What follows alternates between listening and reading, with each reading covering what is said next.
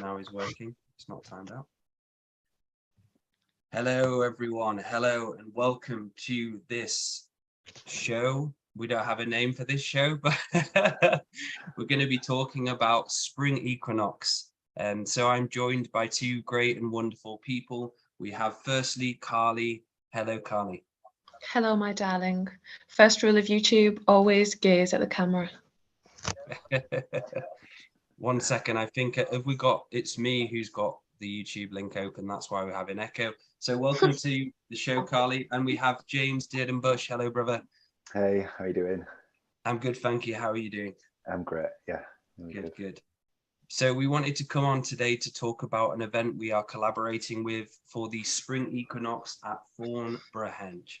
So what I'd like you to do first is let's give the listeners a bit about ourselves so we know who we are, and for those who've seen you for the first time. So we'll start with you, Carly, a little bit about yourself and your background and what you do.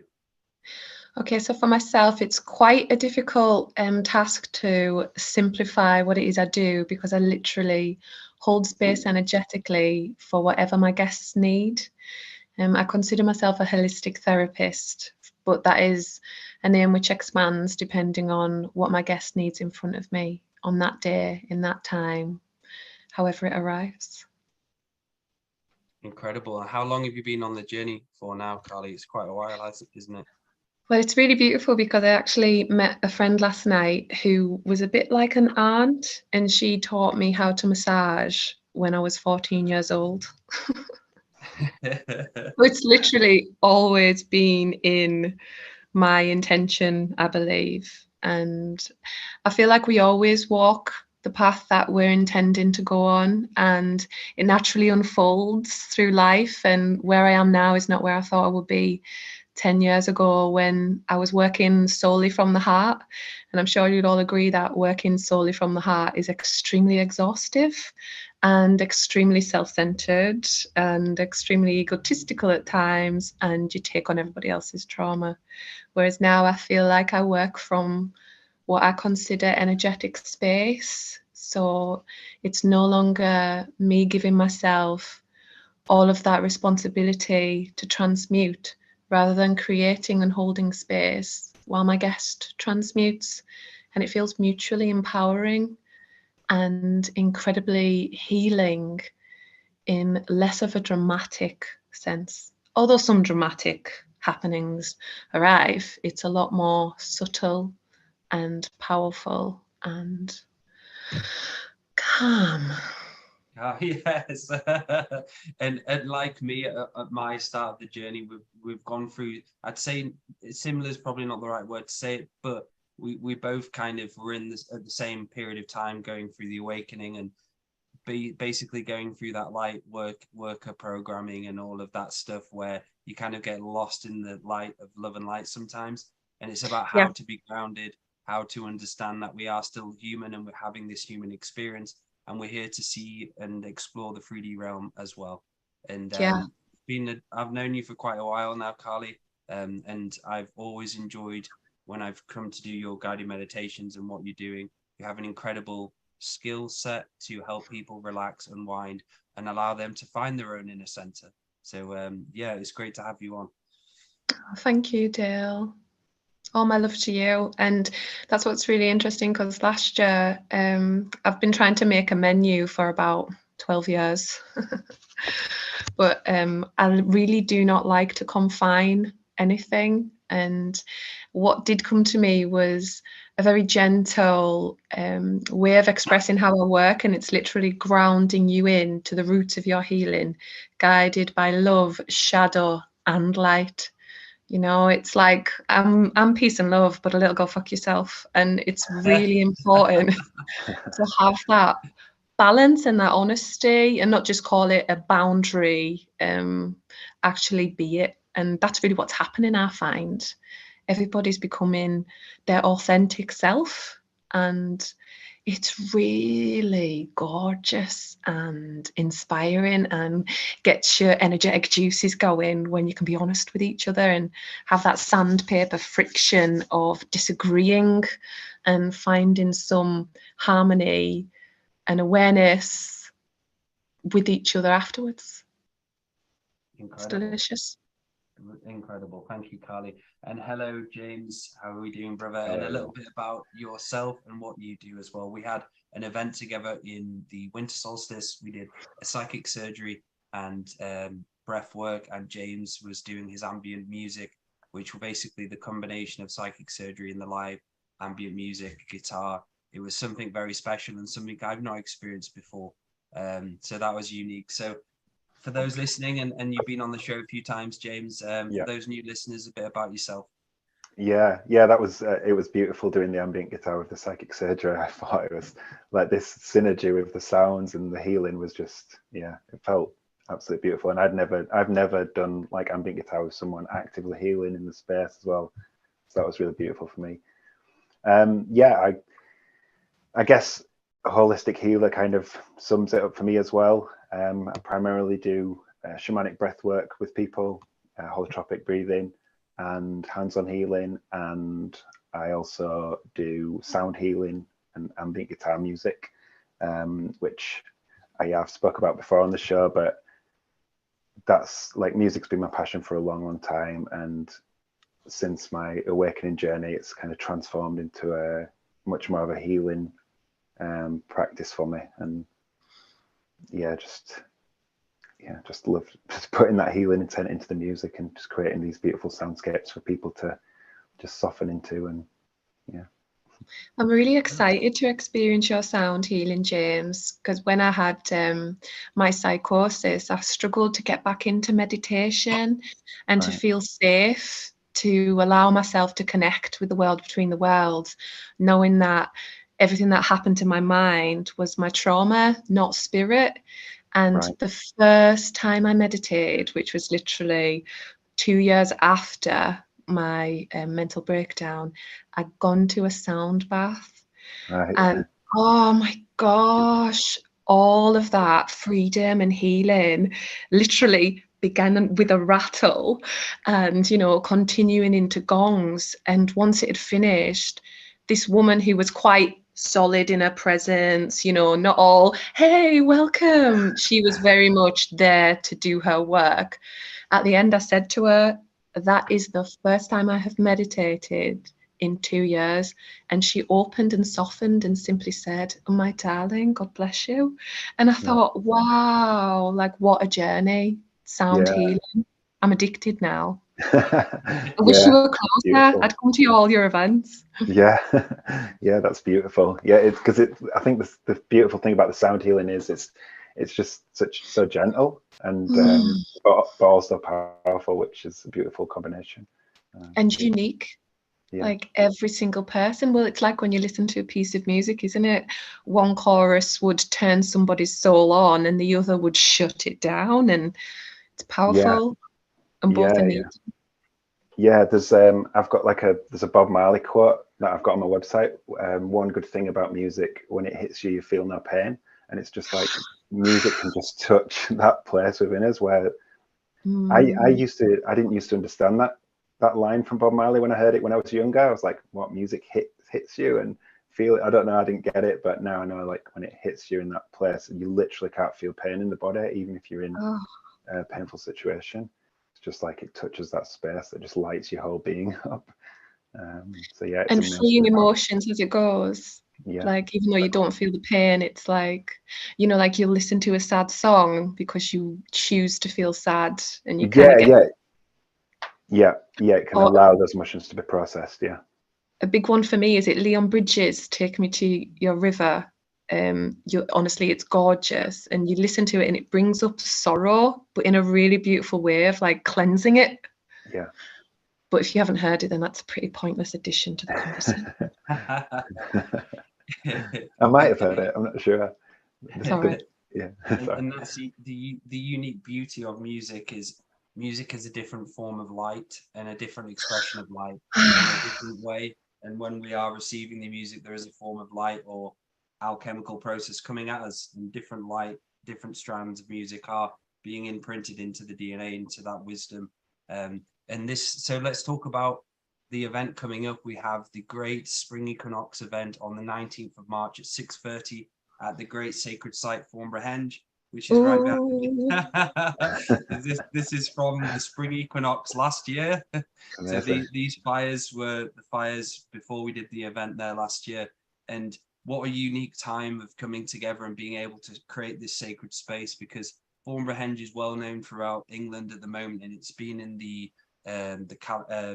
been on the news lately because it's been taken over by the English Heritage Site.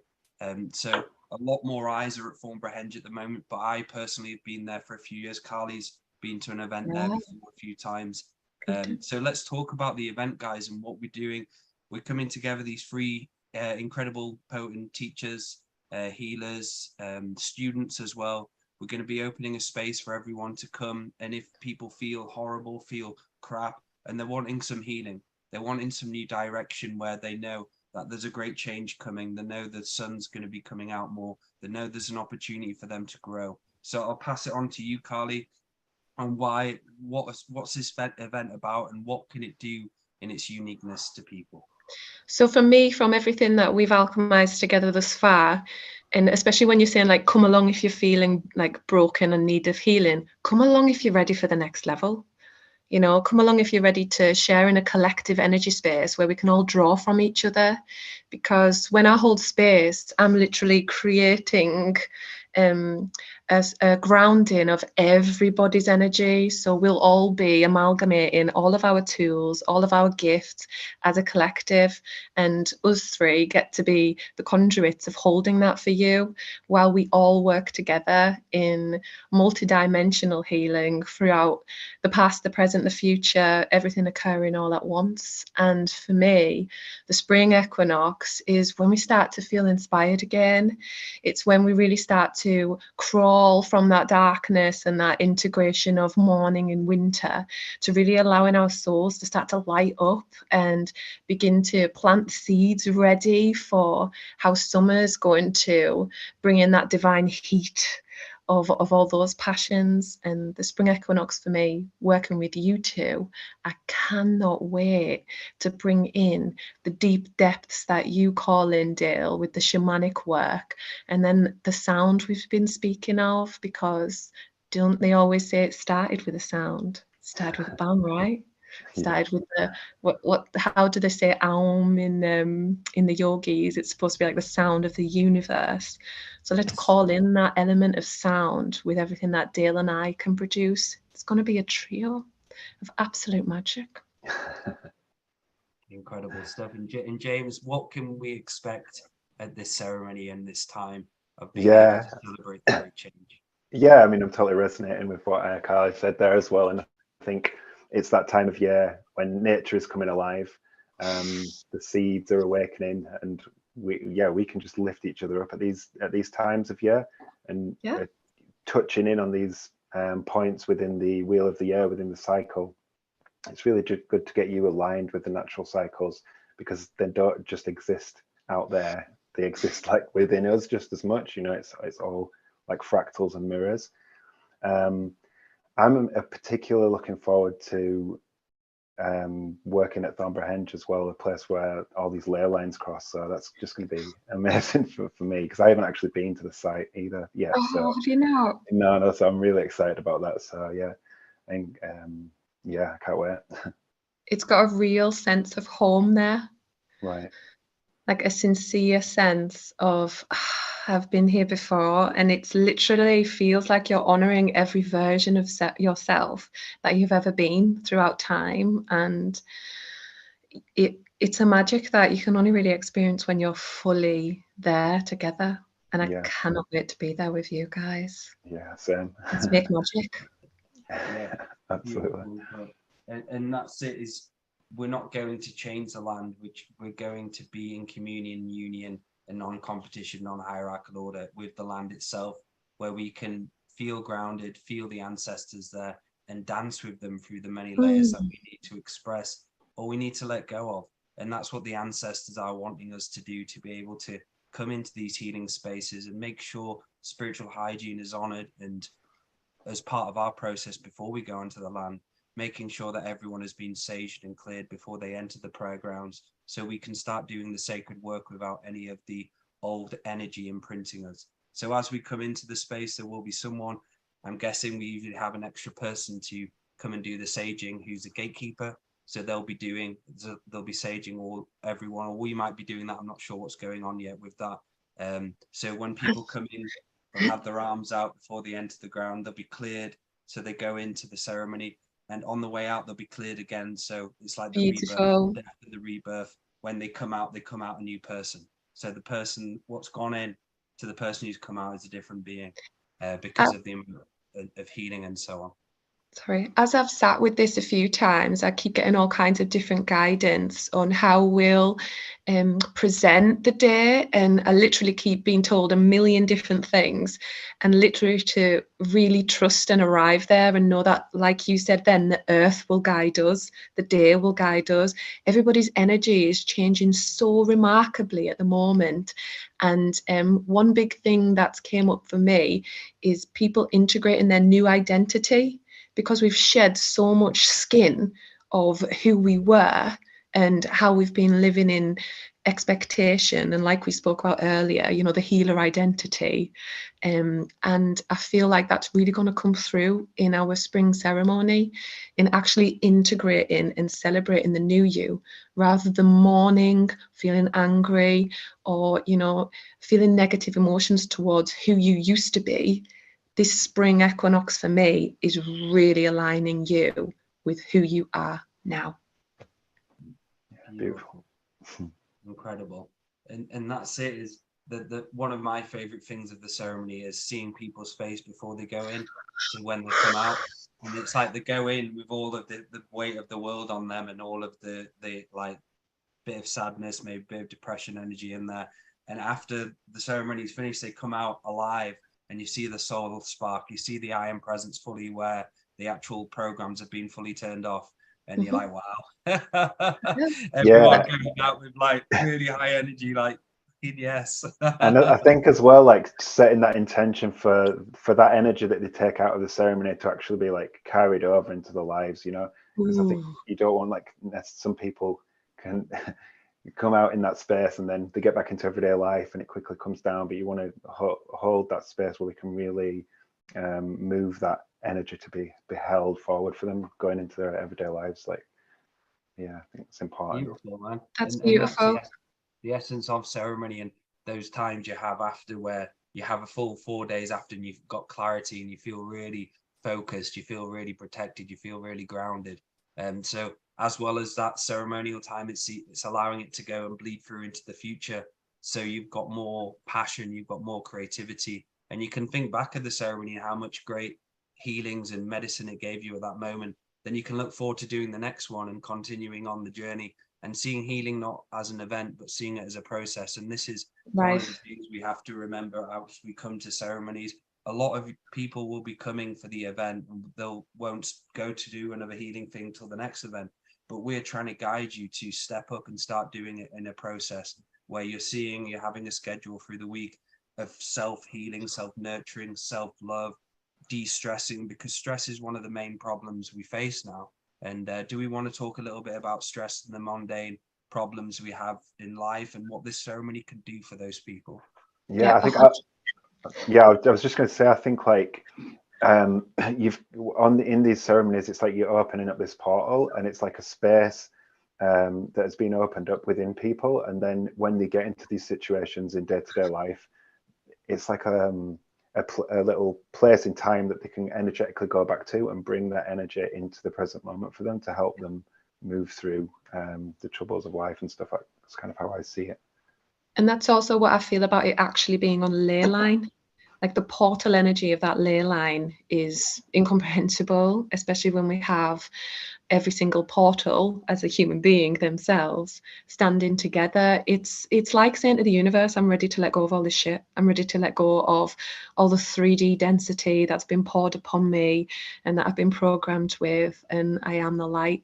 Exactly what you were saying before. And I love your referencing to when the ceremony's over and you go back to the normal life, like the scroll hole of social media. And Dopamine release, dopamine release. When will it end? When will it end? But I really genuinely see massive shifts in people and consciousness and awareness. And, you know, the word consciousness and the word awareness used to be so tied to spiritual people. Being spiritual is being a human. Like, you don't have to wear a bindi. You don't have to be a vegan. You don't have to be like, you know, so left wing. It's really changing. I can see it and I can feel it. And I think ceremonies help bring people together and reaffirm that trust that everything is as it should be. Behind the shadow is the light, and let's empower ourselves with that. And that's it. It's not getting lost in the journey itself. Like I got lost as I'd class myself as a light worker back then, which I don't class myself as a light worker now. But there was aspects of you've got to know before you awakened.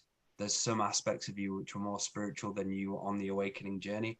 And it's about integrating, seeing those parts where you had no judgment of other people, even people who didn't do the work or the spiritual journey, no judgment on them, or there's no hierarchy here. I'm not above you, you're not above me. We're all on the same level together.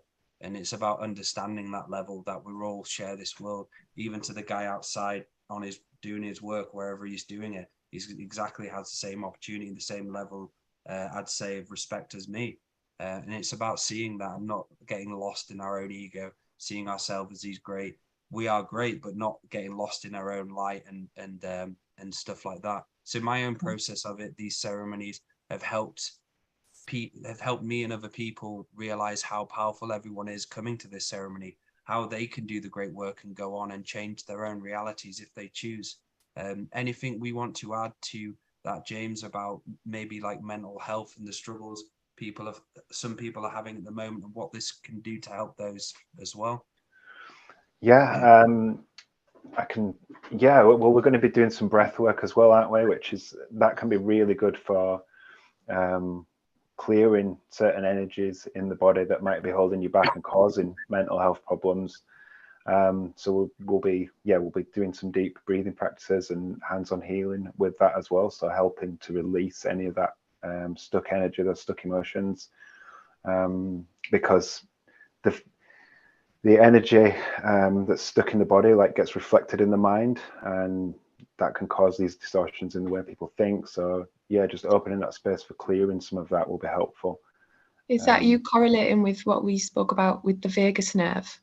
Because I'm massively into like the polyvagal theory and how like the vagus nerve is literally what ancient people would have called the snake. Where the Kundalini can run through. So like, you know, when people talk about a Kundalini awakening, the similarity and the gentle cross to psychosis is so fine. And when you said you're going to do your breath work, I was so excited because the power of the breath for releasing all that trauma from the vagus nerve is incredible. Like, I just did an access bars course, which works with the neurological points on the brain, which correlate with certain behaviors and thought processes. And the massive shift in vagus response from that alone was incredible. So to incorporate that with your breath work, I am so looking forward to that in a grounded space, because I like that we're all aware of mental health. Yeah. You know? Yeah, that sounds beautiful. Yes, what the hell did you just say? I feel so inspired by you all. I'm trying to make sure. And that's really put, Carly, and the vagus nerve and the breath work, doing the breath work at that place will give everyone the opportunity to step out of their own programs and go really into the natural way of their own heartbeat, the natural way of the Schumann resonance, which is kind of like the natural pulse, what the Earth Mother is creating through the heartbeat. So doing the breath work gives, and for me, when I've done breath work, it allows me to go into that neutral state and allows me to go back so I can feel myself, I can feel what's really around me and disentangle from the stress, disentangle from the anger or anything which has been projected. So incredible. And I did the breath work on the last the winter solstice with James, and my legs were shaking, my arms were shaking. I had a lot of stuff going on, a lot of stuff releasing. Yeah. I think as well, just tapping into the fire aspect as well. I've been working quite a lot with fire recently, and just tuning into that energy of fire for the alchemizing potential, for letting go of Oh, beliefs, old beliefs, thoughts, just like literally letting it burn away in the flames, you know. And I think to have that fire in that sacred place is just going to be amazing. that's a massive ritual for me. And I mean, I used to be entangled in rituals, which were really coping mechanisms, you know, like we were saying before, Dale, like I must wear my hat in order to be spiritually prepared, you know, I must wear my bindi, I must have crystals in my bra. I actually do have a crystal in my bra, but I don't need it there. So fire for me is a massive ritual, because not only does it have the power to destroy and burn away, but it also has the beautiful gift of guiding with its light. So I love how it, to me, represents yin and yang in fire form, because it's got the creation and the destruction, and both are entwined. Yeah, Beautiful. absolutely. And there'll be an opportunity as well. I'll be doing some psychic surgery techniques during the evening as well. I've been drawn to doing a lot of adrenal gland recovery at the moment, and helping people clear their adrenal glands, because I feel from my own processing and learning about myself and my adrenal glands and my programs, there's a lot of focus for me on my own adrenal glands at the moment, and I think it'll benefit people, and they'll have a tool they can go ahead and go and use, where they can work on not allowing the adrenal glands to take over the body and take on fight and flight, how to neutralize and stop that. And that's a big problem what a lot of people face, me included, in the past, how to deactivate the adrenal glands so they are more in a relaxed state, so they're not kicking off and they're not having panic or anxiety or giving you that expression of feeling haunted, but you're not being haunted, it's just yourself. Self-haunting. Your body's self-haunting yourself. Fuck off. No, stop it. Fuck off. But it is, and that again, like, you know, people talk about love language. My love language is be accountable and be aware and be conscious. You know, it's and when you're saying about the adrenal glands, there, a massive one for me that's came up is the thymus gland. Like the thymus gland switches off at puberty, and a big part on the access course, the access bars, is to switch the thymus gland on. So I'd like to maybe, seeing what the ceremony goes like, it'd be really good with your passion of the adrenals to actually work with switching on the thymus gland. And it's beautiful and it's so simple. And I've done it with guests who were like, oh, are you doing that mumbo jumbo stuff today? And honestly, they feel it. They feel it, because yes, it's magic, but it's spirit and science. Yes, incredible. And that's what I love, and I feel that the world needs, especially the spiritual community, how to work in the anatomy, how to work in the body, the groundedness of who you are, because all of the organs are you in the present moment. They are spiritual. They connect to you for many different aspects of spirituality. So it's not getting lost in the energetic stuff, but in the physical, because it is energetic as well. And to have you doing that kind of, because it is psychic surgery, what you're talking about. It's a form of being able to use your own inner surgery, your own alchemy, and change the process of your own self. Incredible shit. And it's using it all in the languages, like I said. Then this is nothing new. The natives knew about it, they just didn't communicate it the way that we do, but they knew. Yes. And that's my thing with ceremonial, like cacao and mushrooms. Like that's probably a whole nother subject we could go into, but the difference between disassociation and meditation, and I feel like that's a part of the spiritual journey we all have to go on, to be disassociating from our trauma and then slowly realize that's what we've been doing. And I think our ceremony will be really good in grounding people into what trauma they want to work on, and not disassociating in the energy, but actually utilizing it and having that real spiritual experience, not that mystical disassociative. Yes, beautiful, beautifully put. And so we're gonna be wrapping up this show, and so just a quick one for so it's going to be the Sunday the 19th of March, 5:30 till 8:30 at Thornborough Henge. We've got the first release of tickets which are available to the 1st of March. Then the price goes up from the 2nd of March. So if you are wanting a ticket, please get in touch as soon as possible so you can get that first release of cheaper tickets. And we're having drumming as well after. We'll be dancing, so we'll be able to start shaking off and just completely having fun, dancing the dream, enjoying being part of the land and being part of this human expression. So James and Carly, what can they look forward to then? Let's give them another nugget before we close. We'll start with you, James. What can they look forward to? It's simple, but I'm gonna be looking forward personally to being barefoot on the earth at that spot. You know? Beautiful. Simple pleasures. Looking forward to the simple pleasures. Yeah, and man. Carly, anything to add there? Oh, I'm with you there, James, and wild wheeze behind the henge. For me, I'm really looking forward to that feeling of comfort and warmth when your adrenaline calms and feels soothed. I'm really looking forward to that peace that we all bring to each other after the storm. Yeah. Beautiful. Thank you. Thank you everyone for watching, and we'll look forward to seeing you at the fire.